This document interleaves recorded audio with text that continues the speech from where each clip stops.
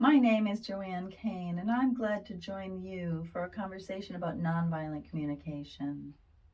In the 1960s, an American psychologist named Marshall Rosenberg created nonviolent communication.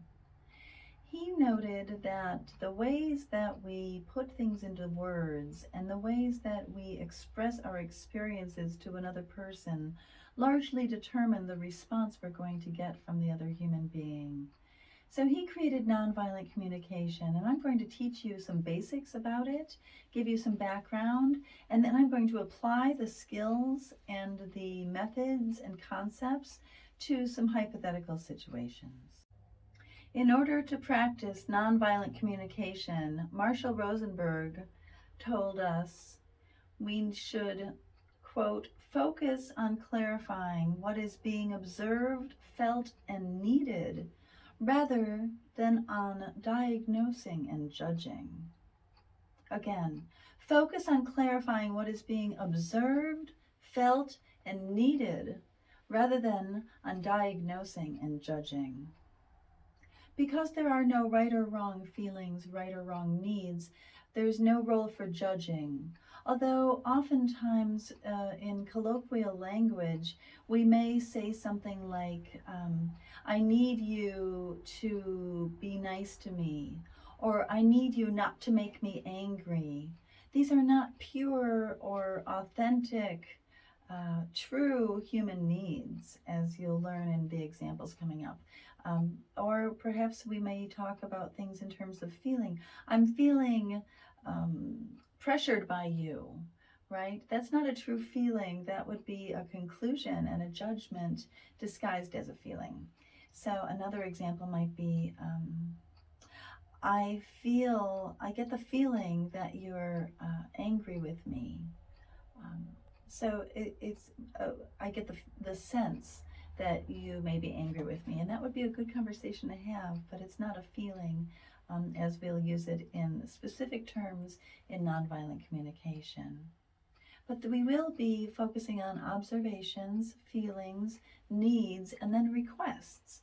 Because, on the one hand, violence is an unhealthy way to try to get our needs met, and nonviolent communication is a healthy way by following the observation, our feelings, and our needs. Then we can make requests. I'm responsible for getting my own needs met, but I can make a request, a specific request of another person. And likewise, you can make a request of me to help fill your needs, as we'll learn in the examples.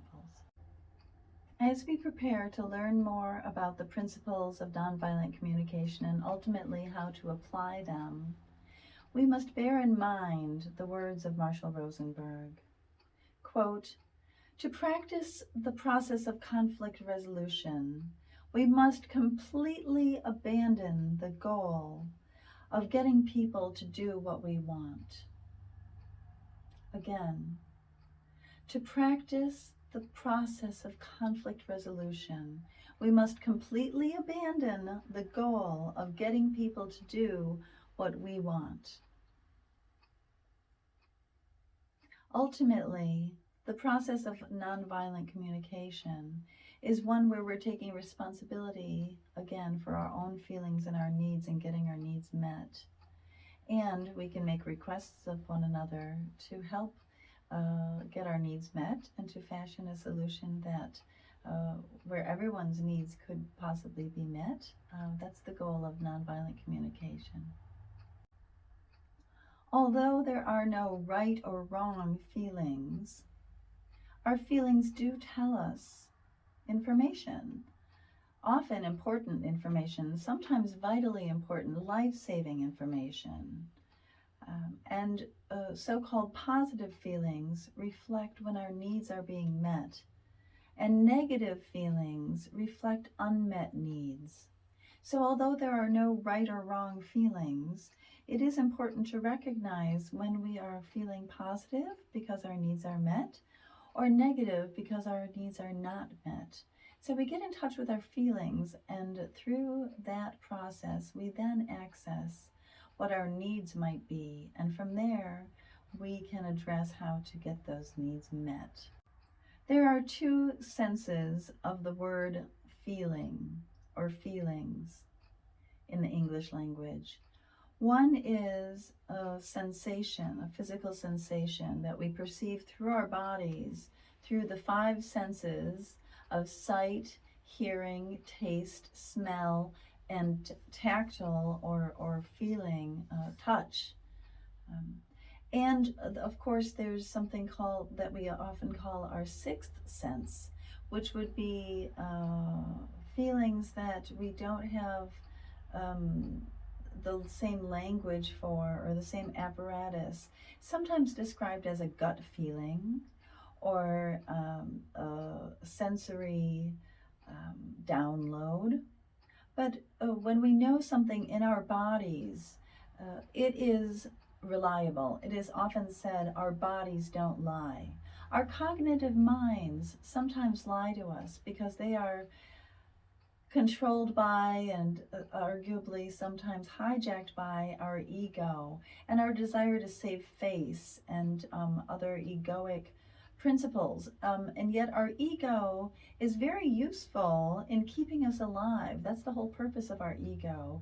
And through our bodies, our egos and our subconscious keep us alive in very real ways. So, getting in touch with our bodies through deep breaths and scanning our bodies with our awareness to pick up on the wisdom and the knowledge that our bodies are giving us, are providing us, is no longer just something that's considered valid in the realm of woo-woo or metaphysics. It is commonly understood in the worlds of science and in the world of investigation and crime prevention. So specifically, I would recommend two books. One is Blink from Malcolm Gladwell, who does a very good job of outlining how our physical bodies pick up on sensations so much faster than our cognitive minds, and gives examples of our cognitive minds catching up later after the fact. And the second book is called The Gift of Fear, written by Gavin de Becker, D-E capital B-E-C-K-E-R, Gavin de Becker, The Gift of Fear. And that one is specifically about self-preservation and survival, and how it is so important for us to listen to our bodies and to listen to the signals that our bodies give us, because if we don't, we risk putting ourselves in situations, letting our guard down, in situations where there is nefarious energy and nefarious actors, and we can make ourselves very easy targets if we don't listen to our bodies. So in all these senses, we have the word feeling. Another sense of the word feeling is an emotion, and that's related to the feelings and needs in nonviolent communication. And I've heard emotions described as energy in motion. So although there are no right or wrong feelings, it's also important to remember that our feelings are not necessarily the whole reality. Just because a feeling arises in me doesn't mean that that is based on someone's intention. For instance, if I feel hurt, there's not necessarily a causation where or somebody else to blame, right? Because there's no room for judgment, but rather to access my own feelings. And when I access my own feelings, and what am I really feeling? And then I drill down into, what does that tell me about my needs?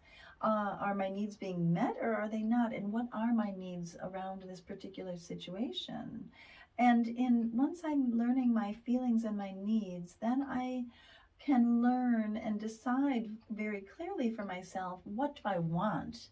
And when I'm knowing what I feel, when I'm getting in touch with and knowing myself in terms of what I feel, what I need, what I want, then I am really a essentially learning who I am. And in that way, I can learn to trust my body and the wisdom and information that my body is providing to me.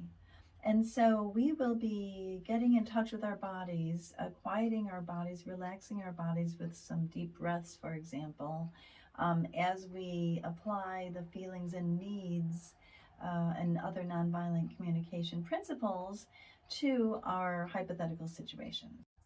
Again, there are 4 steps to nonviolent communication peace building.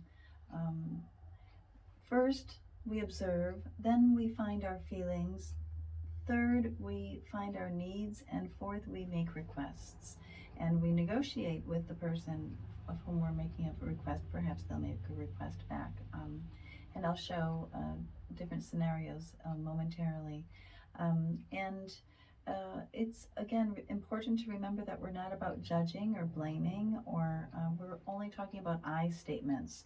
So what I observe, as if I'm narrating a video, for example, of what happened, not ascribing any blame or shame or guilt or judgment on another person, or diagnosis on another person, or trying to fix them in any way, but just purely in terms of the humanity, the shared humanity. As we get to know ourselves better and trust ourselves more in following the biofeedback loop available to us through our bodies and the wisdom that and knowledge and information that our bodies carry for us, we can also open up to and access a way of interacting with other people that will be infused with the nonviolent communication way, which is greater depth, greater authenticity, and greater mutual respect shown and received. So, nonviolent communication can be said to be a situation of granting empathy and compassion, or receiving um, compassion and empathy, giving or receiving, or perhaps both. Perhaps it will be an exchange, as you'll see in my first example. It can be both. And in those ways, we develop even more empathy and more trust in ourselves and in our fellow human beings.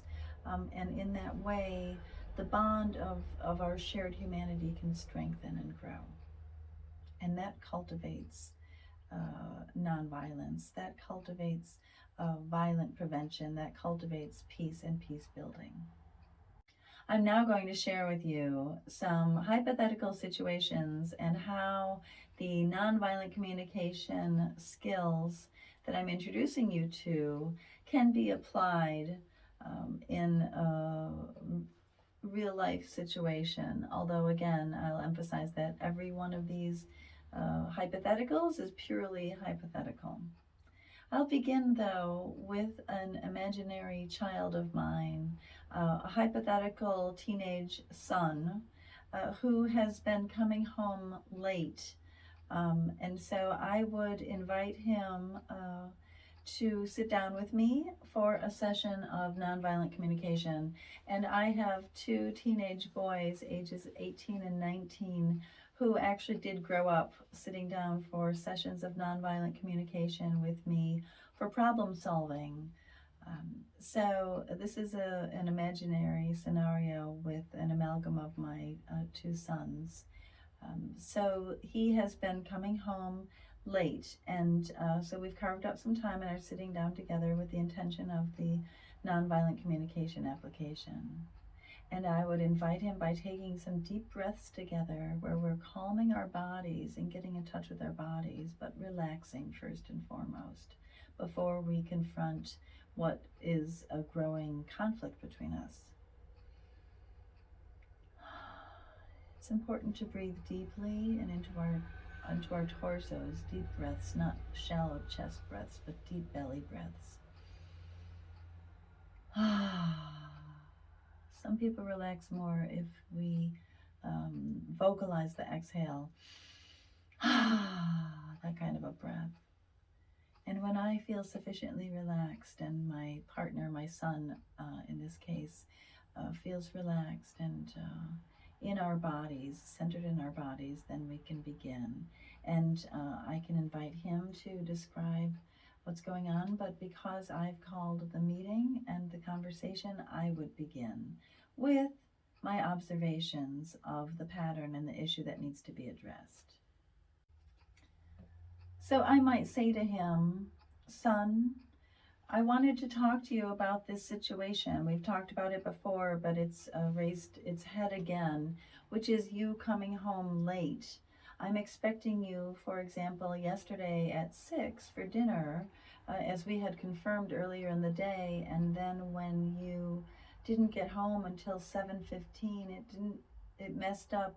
It interfered not only with my dinner plans, but also I was growing anxious. I was concerned about you. So I wanted to discuss with you what your feelings and needs are around this issue, and for me to explore what my feelings and needs are around this issue as well. Um, so I'd like to begin by inviting you to say how you would put words on, how would you put your observations into words? And he may say something like,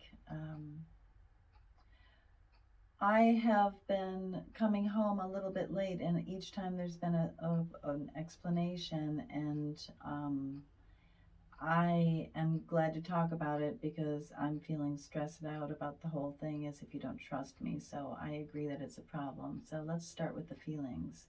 And how I often use the cards to get everybody to participate is to just take the cards and to split it into stacks. So if there are two of us, I would just take, split them roughly in half and hand him, in this case, the other half of the cards.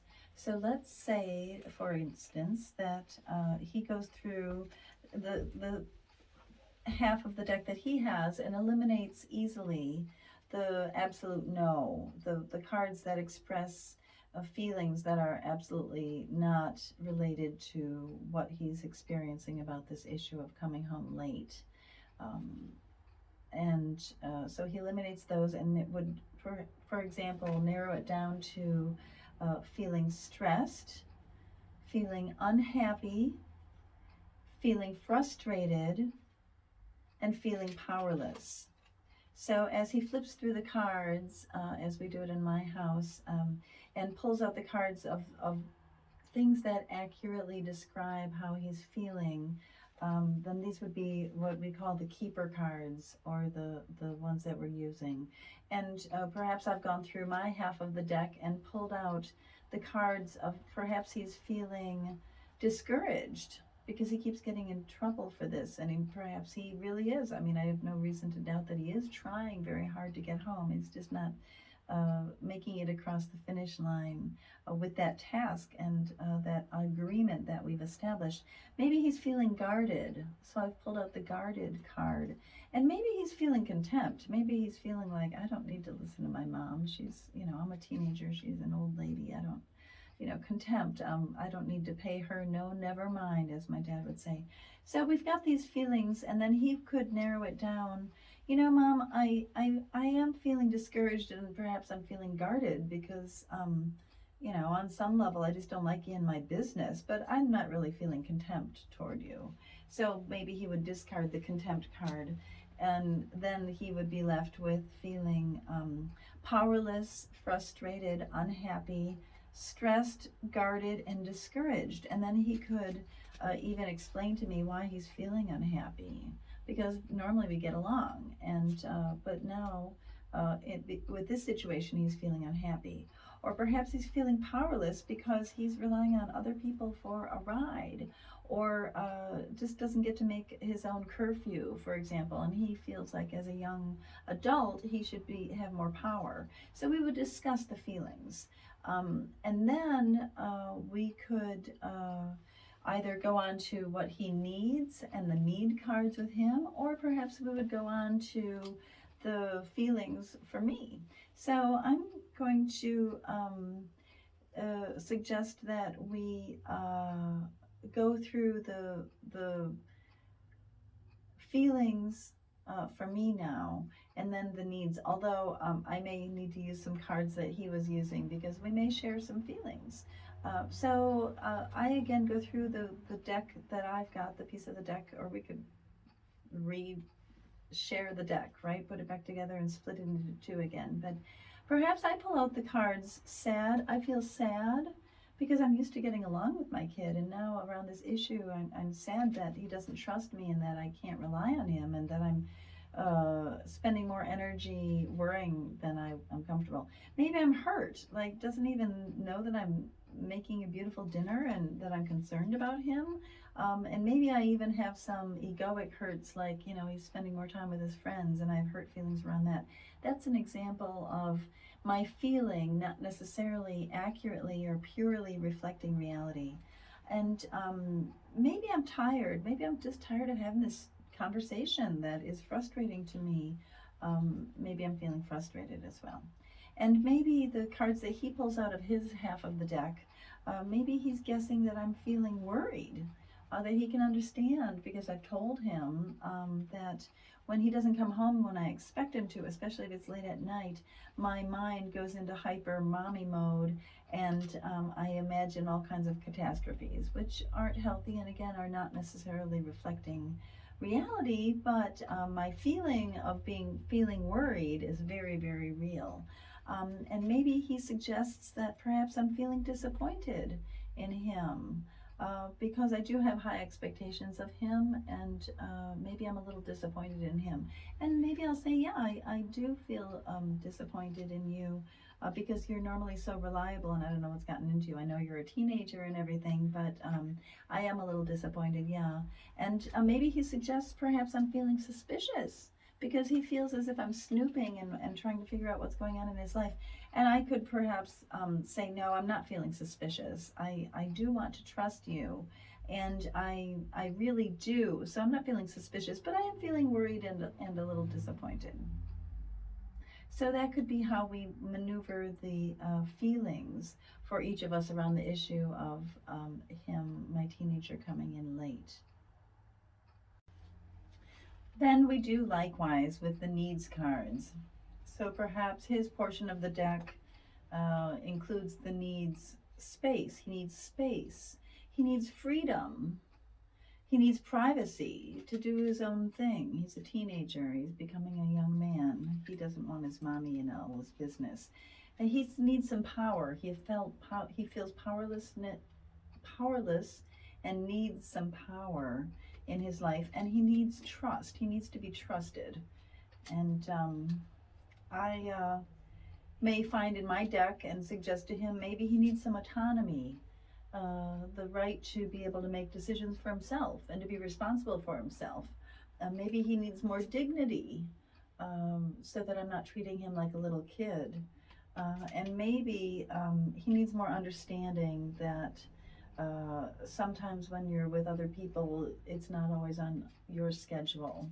Um, and then he could sort through and eliminate or prioritize some of the needs.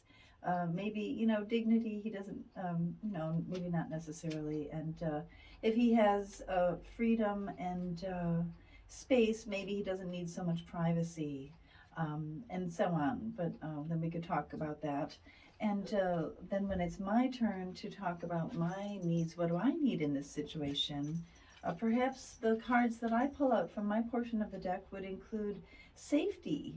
I need to be safe in my mind, and I need to have my family safe. And when he comes home late, when he comes back, not when he's expected, I'm deprived of that sense of safety. And I need more of that. And accountability, that when he agrees to something, that I can't just look the other way and not call him on it or hold him accountable. I also need respect. Again, I can't expect his behavior to change, but I can explain to him that I am looking for respect because I am parenting him and providing for him, that there needs to be a modicum of respect paid to me for my efforts. I also need some honesty. So perhaps the form that would take would be to, if you're going to be late, let me know. Right? If you're going to be more than 10 minutes late, give me a call. I don't care where you are. I don't care if you're 3 blocks away. If it's more than 10 minutes, then uh, connect with me and let me know that honestly. Just let me find it out. And maybe I need some consideration. Like, consider my feelings and my perspective on it, if you would, son. And maybe the feelings that he pulls out from me might include reliability. Like, I want him to be reliable. That if he says it, he does it. And yeah, that sounds good. If he's willing to commit to that, maybe we can navigate that. And maybe certainty. Maybe he anticipates things. Maybe she's just wants to know one way or the other, and so maybe mom needs that certainty, and ultimately maybe mom needs some peace, because he will have known that he knows that I don't sleep well until all my kids are home and I know that they're safely accounted for, whether they're home or not. But that sense of peace as a parent. And then we could negotiate and navigate, and perhaps he would agree to call if he's going to be more than 10 minutes late, and I could agree to changing the curfew to give him an extra hour on the weekends, especially maybe on the weekends he gets 2 extra hours. Or something like that, and then we can navigate and come to conflict resolution and create some peace around the issue. To bring it full circle regarding the conflict with my son coming home late, the reason that we were both able to find peace at the end is because we were able to use nonviolent communication in a way to fashion a solution that allowed us both to have our needs met. We were able to communicate about things in a non accusatory, non judgmental, non zero sum, all or nothing, right or wrong kind of way. So we were able to keep the peace all the way through to the end. And then, in conclusion, we were able to reach a solution, and both of us, it was a win win because both of us were able to have our needs met. And that creates peace for sure. The next hypothetical situation involves my boss, who is behaving in a way that makes me uncomfortable because he is singling me out and isolating me physically. So I have I have arranged for a lunchtime meeting with him when other people will be in the office. And ideally, this is the kind of situation that would have a bystander, preferably, as I say, ideally, someone who's been trained in nonviolent communication, but perhaps somebody from human resources, although they may be reluctant and you may have your own reasons not to involve human resources with such a touchy situation with your job. But let's say that I just arranged with my boss to have a meeting for us to discuss it. And even without a facilitator, I can get him to participate because, as I say, I just divvy the cards up and give a portion to each person present, and then I just turn to them when it's their turn, or I indicate that it's their turn, and people tend to go along with it as opposed to inviting them or telling them what their role is or that kind of thing. And because they're just playing cards, a lot of people don't necessarily take the situation as serious, and therefore not as intimidating as if it were just a face-to-face talk without a prop, really. So that's a benefit of the cards as well, is that it can open doors. So in this situation, let's say that I'm meeting with my boss now, and we're about to have the conversation about my feelings and my needs. But first, I'll start by sharing my observations of what has happened, and then I'll go to the feelings and the needs, and I will make a request or two. For the purposes of this hypothetical, I'm going to name my boss uh, Bob the Boss Man, or maybe Mr. Bob. Um, you in the camera there or on your side of the device can role play this with me. So I would have my feelings and needs cards, and I would um, say something like, Boss Bob, I appreciate you meeting with me. Um, as I said when I invited you to take this time together, there's something that's made me uncomfortable that needs to be addressed because it's interfering or threatening to interfere in our work relationship. And I enjoy working here so much. I enjoy the work. I enjoy my coworkers. I enjoy our mission. I enjoy the culture of this business. I enjoy so much of it, so I wanted to clear the air between us. Um, and I know this technique called nonviolent communication, and I'd like to enlist your participation now during this meeting as I explore and share with you this, as I say, nonviolent communication method of de-escalating the conflict resolution, and actually peace building between us. Would that be okay? And Boss Man Bob could say, oh yes, Joanne, I enjoy working with you too, and I definitely want to clear the air. I'm not sure what this is about, but I do look forward to resolving whatever conflict might be brewing. And I am grateful that I'm glad that you are addressing it. I hope that we can put it behind us. So I would give him half of the feelings cards and tell him, so we're going to go through, I'm going to tell you what I'm responding to, what my experience was in very objective terms, very specific and objective observations of what has happened. And then we're going to go through these feelings cards, and I'd like to invite you to pull out any of the cards that are in your part of the deck that might be something that I was feeling in that scenario or in that situation or as the result of that situation, okay? Sure, Joanne, go ahead. So I could say, um, the day before yesterday, when you wanted to have a meeting and everybody else had left the office, and you and I were the only two here, and you asked if we could meet about the Schumacher case, and I said sure. I had a couple of minutes before I had to go. And when I came into your office, you closed the door.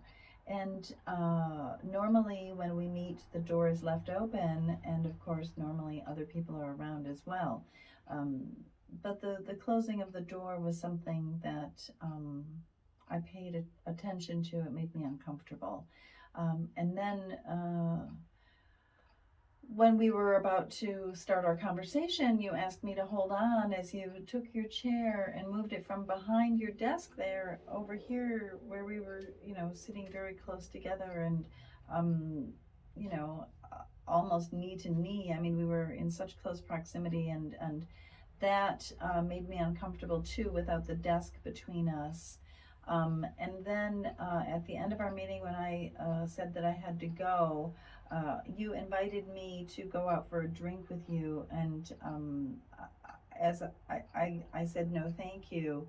And then you followed up by inviting me to hug you, which made me even more uncomfortable. And I also told you no, thank you. So these are kind of the problem areas, and I just wanted to clear things up between us so that we could have a good working relationship. But that's what happened, and that's what I want to talk about. Is there anything about those events that you'd like to add as we get into the feelings? And he may say, well, yes, as I told you when I invited you for the drink, I could give you a ride home after that because I was going to stop on my way home for a drink, and it's kind of in the direction of your neighborhood. So I just wanted to add that, and I could say yes, I remember that. And then I could go through. We could each go through our cards, and perhaps I would pull out the cards. I am feeling stressed. I don't need this kind of issue at work. It makes me, I'm feeling uncomfortable at every single step of this. I have felt uncomfortable and I'm worried because I'm stressed, and I'm worried because this is my job and maybe my job is on the line, and it, it, it, um, it's a serious thing, and I wouldn't be the first woman who was targeted for her job because she didn't go along with something from the boss. So I'm also feeling vulnerable because of those elements, and I'm feeling distracted. It's taking me away from my work. I don't have my full capacity to pay attention to work because I've got these other issues to contend with you, Mr. Bob, the boss man, and he may add, and perhaps you're feeling afraid. Perhaps you're feeling afraid of me because you're petite and I'm big and strapping, or whatever you might say. Perhaps you're feeling angry because you feel, as you said, that you're feeling you're being targeted. So perhaps you're angry to have these things come up, and perhaps you're feeling, Joanne, perhaps you're feeling guarded, um, because if you feel uncomfortable, maybe you have your guard up around me, and that's why you wanted to meet. And I could respond to that and say, yes, Mr. Bob, I do feel guarded, and I'm not terribly afraid of you, and that's why I feel comfortable meeting with you, just the two of us. Um, and perhaps I'll have my device recording in my pocket too, who knows. But and I don't feel particularly angry, but if this doesn't stop, I would feel angry. I would feel yeah, anger would definitely be something that would be arising in me. So that's how I'm feeling. I'm feeling guarded and distracted, vulnerable, uncomfortable, very uncomfortable. I'm feeling stressed and I'm feeling worried. Um, And again, likewise with the needs cards, I would just give Mr. Bob, the boss man, half the deck and say, now we're going to go through these needs cards, and again, pull out the cards that occur to you that I might need in this situation. And I'll do the same with my portion. Okay? Okay. So I may go through and pull out the card respect. I need respect.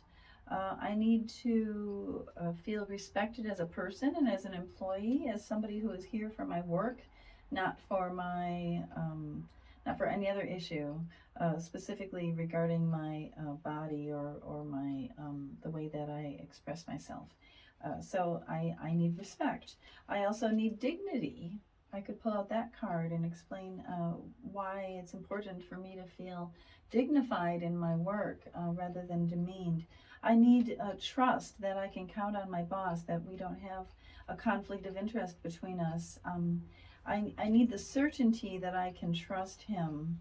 Um, and perhaps I also need space because I was uncomfortable when you sat so close to me, Mr. Bob, and so I need more space. Um, and perhaps he would suggest the cards rest. Maybe, Joanne, maybe you need some rest.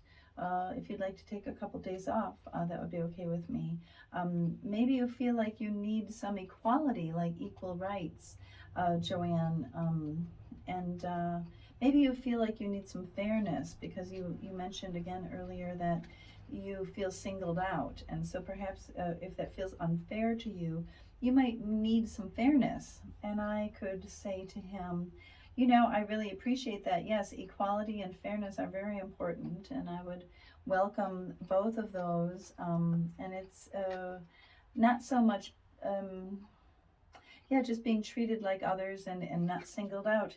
And as far as rest goes, if we could just stop this and put a rest to this and to know that this would never happen again, that would give me all the energy that I need, and I wouldn't need to take any time off from work. I just want to come to work knowing that I'm safe and will be treated with respect.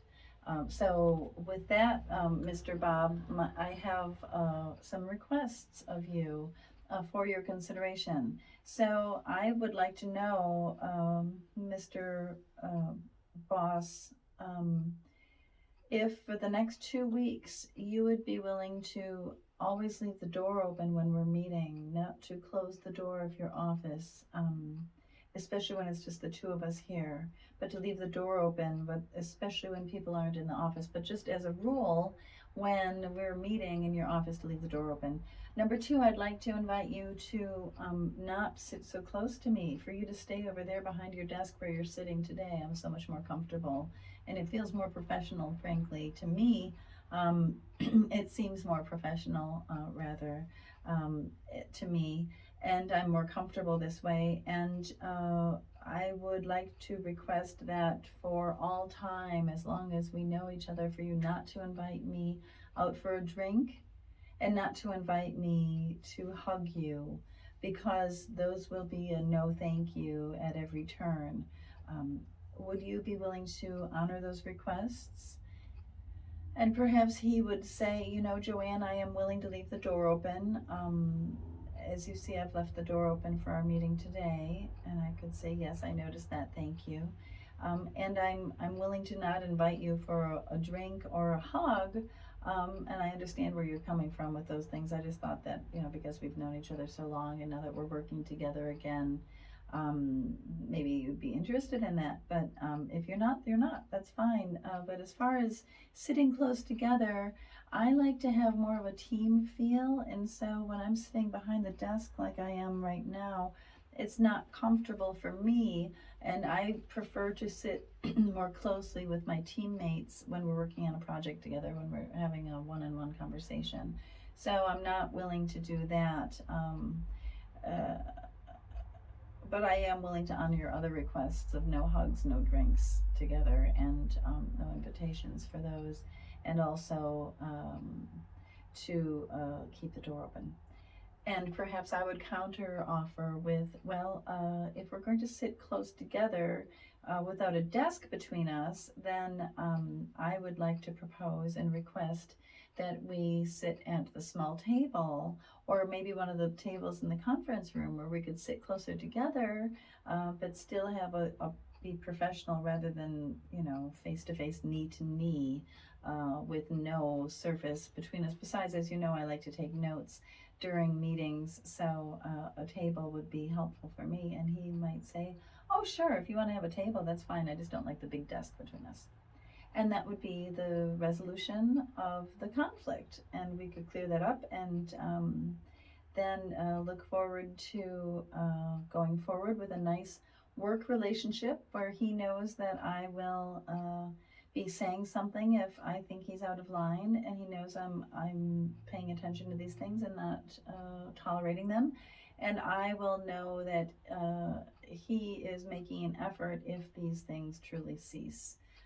So that is our example with the boss, who may or may not be grooming me for sexual harassment or more, but he's definitely making me uncomfortable. There are two important steps in the application of nonviolent communication to the scenario with the boss, the hypothetical boss, that I'd like to be sure to highlight because they are very important. So, the first is that after I choose and he contributes to my choice and I winnow down the truth of my feelings, what I'm feeling, and then what I'm needing. After that stage, the next step would be for me to tell the whole series of events again in the context of and from the perspective of my feelings and needs. So I could say, for example, or might say, um, Mr. Bob, boss, I was feeling uncomfortable when you closed the door to your office when we met after hours the other evening. And then when you brought your chair out from the desk and came and sat close to me, I felt uncomfortable again and needed space. Um, and then when you, after the meeting, when you asked me to go for a drink, I was again uncomfortable and getting worried about my job. And I needed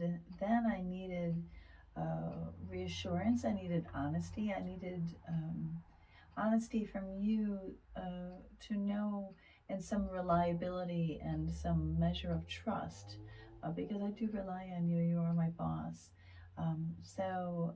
That would, um, and then when I said no thank you to the drink and you asked me for a hug, and I felt uncomfortable yet again, and needed respect and dignity at that point, because of all these personal overtures made me exceedingly uncomfortable. After I again recite the events of what happened with my boss to my boss through the lens of my feelings and needs, then it's his turn to give an overview and to summarize in his own words what he heard me say and where things have been left, where what we have agreed on going forward. And he may say, for example, Joanne, what I heard you say was that when we met the other evening after hours and we're the only ones in the office, it made you uncomfortable when I pulled my chair out from behind my desk and sat close to you. And it made you uncomfortable when I asked you if you'd like to go for a drink. And it made you uncomfortable when I asked you if you'd like a hug. You have asked me not to do those things for 2 weeks, and I have agreed that we will. I won't ask you for a hug. I won't invite you out for a drink, even though you understand that I hadn't meant anything by that, other than a warm feeling generally. But I meant no impropriety, and so. Uh, we have agreed to for me to not invite you to those things for 2 weeks, and that we'll sit at the table in the corner of my office, or we'll sit at the table in the conference room, because I do like to sit not behind the desk when we are having a one-on-one team building meeting. And you have said that that's okay with you, that's agreeable to you. Do I have that right, Joanne? And that would give me the opportunity to say, well, and also the issue, yes, you have that right, and there's the issue of the door being left open. You've agreed to do that as well. And after the 2 weeks, perhaps we could extend it, but I can make another request after that. But you have at this point agreed to leave the door open during all of our meetings, regardless.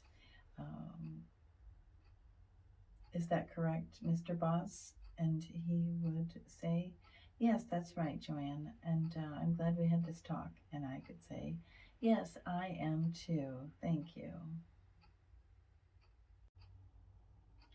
As we can see from this example with my boss, going through the process of using nonviolent communication in this conversation not only clears the air in a healthy, non-accusatory, non-threatening way, but it also opens the door for a way of framing the relationship that's based in compassion and empathy.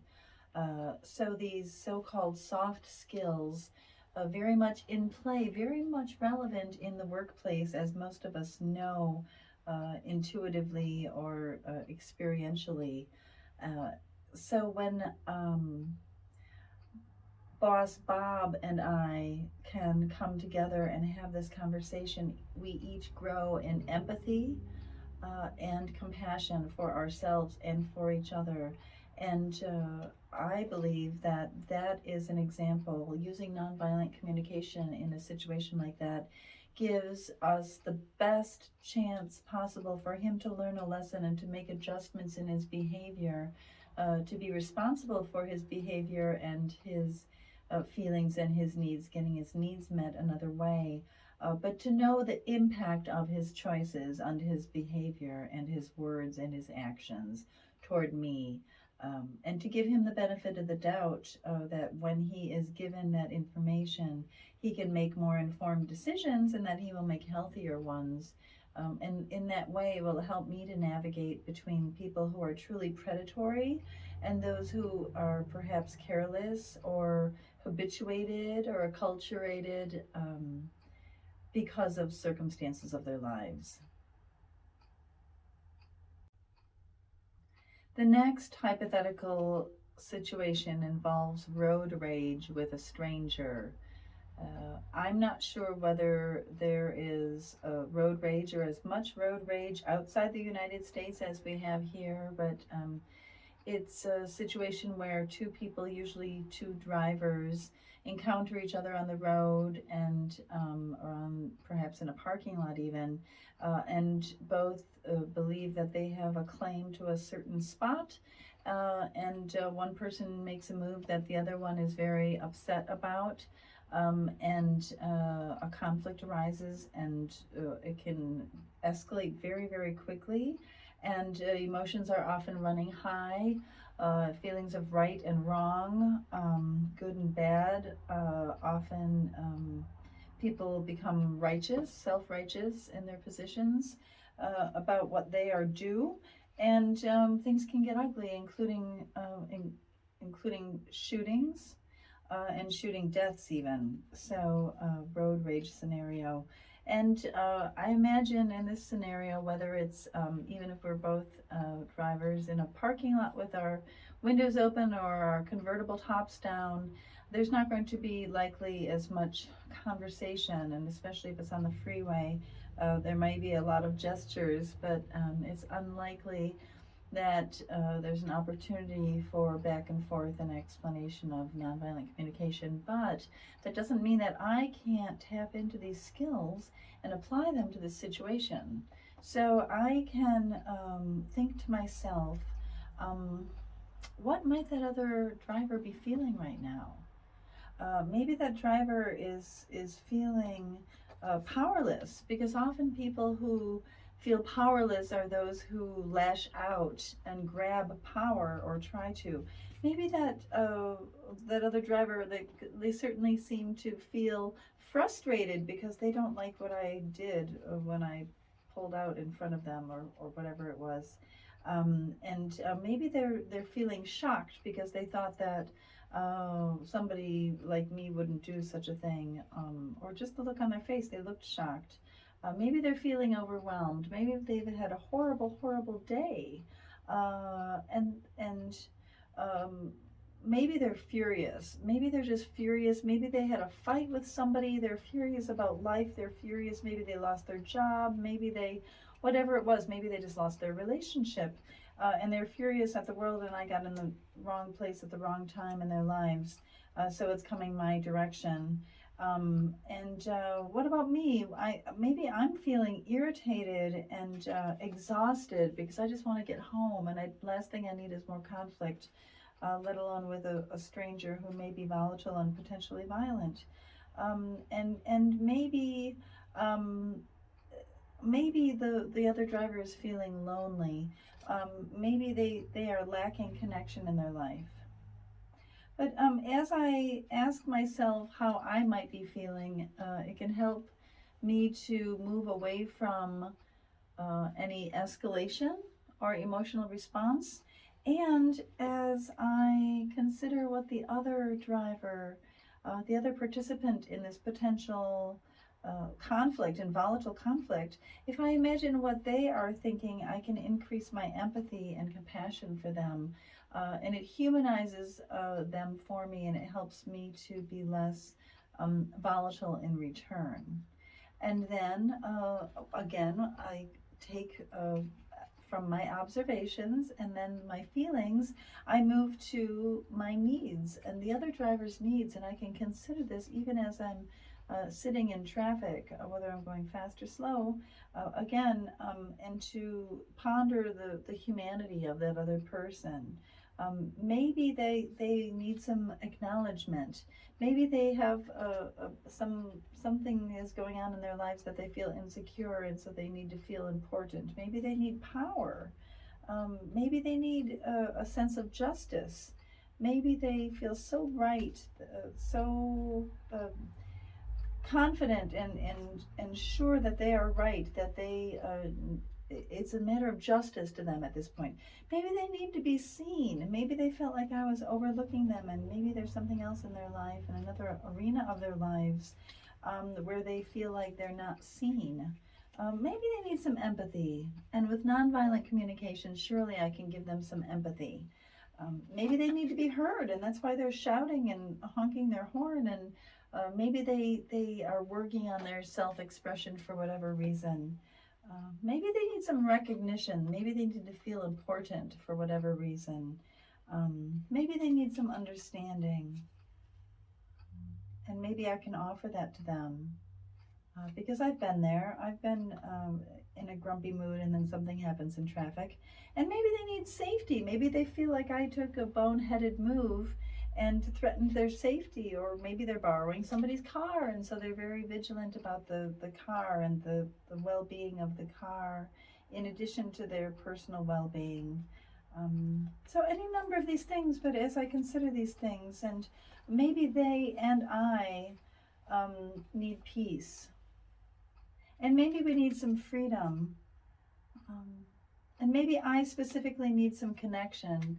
So maybe I decide that on my way home, I'm going to go stop and see my friend who I haven't seen for a while. Um, and get my need for connection met, so that the next time something like this might happen in traffic, it doesn't push my buttons or provoke as much of a volatile and potentially explosive response in me, that I can be more at peace with it even sooner.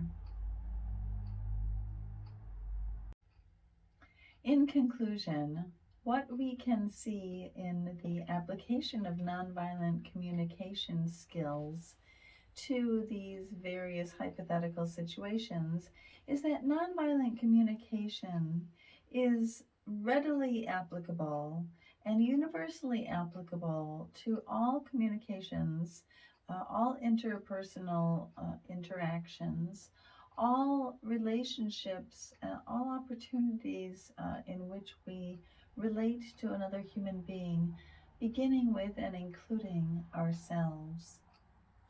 So, nonviolent communication is an important tool of violence prevention because it is a powerful, powerful tool in de-escalation, in conflict resolution, and even in peace building. That is the power of nonviolent communication.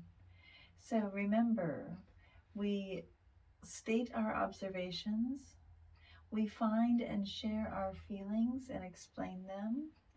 We discover and express our needs, and then we can make requests for the other person to help us meet our needs.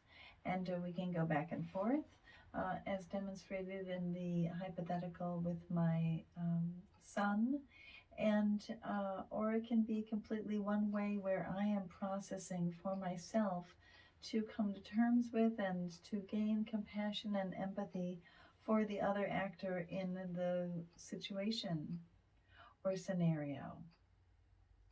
Thank you again for joining me for this conversation about nonviolent communication, specifically nonviolent communication as violence prevention. My name is Joanne Kane, and it's been an honor. Bye-bye.